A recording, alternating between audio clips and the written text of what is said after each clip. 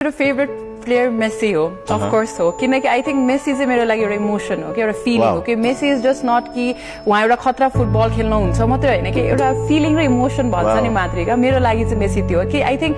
त्यति धेरै फुटबल नबुझे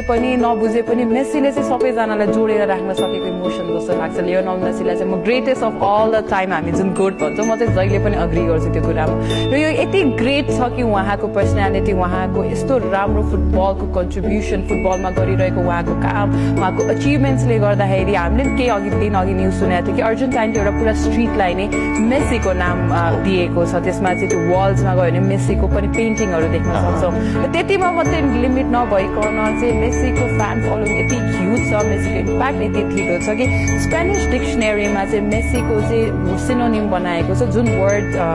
आएको छ त्यसलाई चाहिँ म राइट गर्छु प्रोनाउन्स गर्नलाई चाहिँ इट्स इमेसियोनाटे भनेर चाहिँ यो वर्ड चाहिँ स्पेनिसमा इन्ट्रोड्युस गरिएको छ यो भनेको के हो भन्दाखेरि amazing football skill just extraordinary football स्किलले चाहिँ तपाईँले चाहिँ जस्तो पनि गेम स्पोर्ट्स फुटबलमा चाहिँ पर्फर्म गर्न सक्नुहुन्छ